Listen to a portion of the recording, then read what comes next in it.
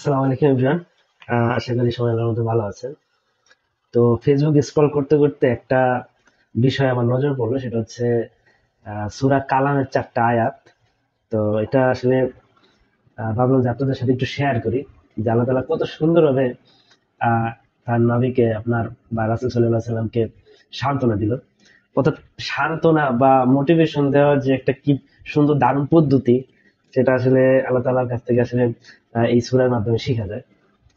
তো আমি যদি একটু আপনাদের সাথে শেয়ার করি জিনিসটা, যে রাসূল সাল্লাল্লাহু আলাইহি ওয়াসাল্লাম তো যেটাকে বলে অনেক পরীক্ষার সম্মুখীন হয়েছে, তাই না? অনেক পরীক্ষার সম্মুখীন হয়েছে। তো সূরা আদ-দোহা এটা আমরা সবাই জানি। তো সেখানে আল্লাহ তাআলা রাসূল সাল্লাল্লাহু আলাইহি ওয়াসাল্লামকে অনেক মোটিভেশন দিছে বা সান্ত্বনা দিছে। তো সূরা কালামের বিষয়টা আমার জানা ছিল না। তো ফেসবুক স্ক্রল করতে করতে এই জিনিসটা আমার চোখে পড়ছে। জাস্ট আমি আপনাদের সাথে একটু যদি শেয়ার করি যে আসলে কত সুন্দর করে আল্লাহ তাআলা মানে মোটিভেশন বা যেটাকে বলা হচ্ছে সান্ত্বনা দিছে আর কি। সান্ত্বনা প্লাস মোটিভেশন, ঠিক আছে? তো দুইটা জিনিস এখানে আছে। তো আমি যদি একটু আপনাদের সাথে শেয়ার করি যে আউযু বিল্লাহি মিনাশ শাইতানির রাজিম, বিসমিল্লাহির রহমানির রহিম, নুন ওয়াল কলামি ওয়া মা ইয়াসতুরুন।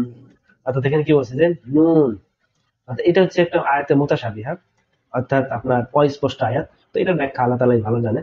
তো এরপরে যেটা বলছে সেটা হচ্ছে আপনার কলমের কসম। অর্থাৎ আল্লাহ তাআলা কোনো কিছু জোর দিয়ে যখন কথা বলে তখন কোনো কিছুর কসম খায়, ঠিক আছে? তো এখানে কলমের কসম বলছে, এবং তারা যা লিখে তার কসম, ঠিক আছে?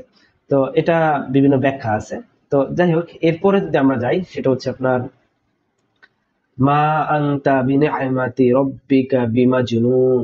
তো এখানে সুন্দর একটা এই যে আহ, তোমার রবের অনুগ্রহে তুমি পাগল নও, তোমার রবের অনুগ্রহে তুমি পাগল নও। অর্থাৎ রাসূল সাল্লাল্লাহু আলাইহি সাল্লাম যখন দাওয়াতি কার্যক্রম শুরু করে তখন কিন্তু তাকে অনেকে পাগল বলতো, হ্যাঁ, অনেকে অনেক ভাবে কটাক্ষ করতো। তো এই যে পাগল বলার যে বিষয়গুলো আছে, তো সেটার সান্ত্বনা দিয়ে মানে আল্লাহ তাআলা বলছে যে তোমার রবের অনুগ্রহে তুমি কি নও, পাগল নও। মানে আল্লাহ তাআলা রাসূল সাল্লাল্লাহু আলাইহি সাল্লামকে এই বলে সার্টিফাইড করে দিয়েছে যে আমার অনুগ্রহে তুমি পাগল নও, ঠিক আছে? অর্থাৎ আমার অনেক বড় দয়া তোমার উপরে যে কি তুমি পাগল নও। মানুষ যা বলুক, এটা দেখার বিষয় না।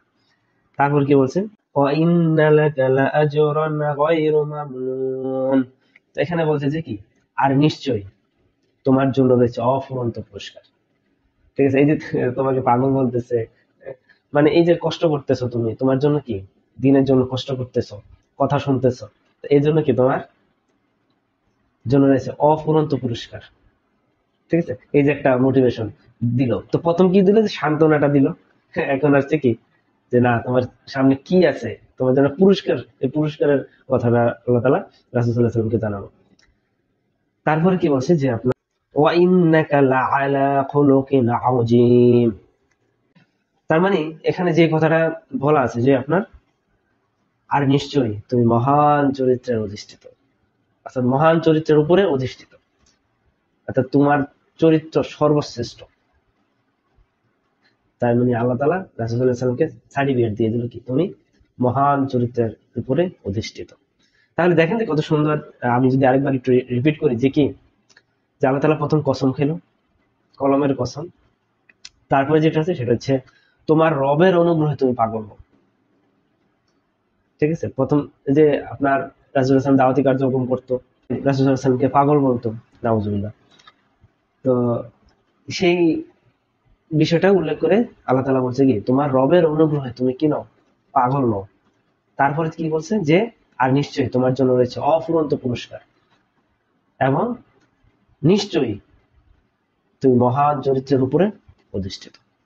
তাহলে দেখেন, প্রথমে সান্ত্বনা দিল, সান্ত্বনা দেওয়ার পরে কি মোটিভেশন দিল, ঠিক আছে? তা আমরাও যদি আপনার আসলে কাউকে যদি এভাবে সান্ত্বনা দিতে চাই তাহলে এই পদ্ধতিগুলো আসলে আমরা ফলো করতে পারি, ঠিক আছে? যেমন যদি অফিসে হয় যে কেউ নতুন আসছে, কাজ পারে না, কাজ পারে না বলতে নতুন অবস্থায় ভুল করে, এই করে সেই করে, মানুষ তো অনেক কথা বলে, তখন আমরা বলতে পারি যে কি, যে তুমি পারবে, হ্যাঁ, পারবে।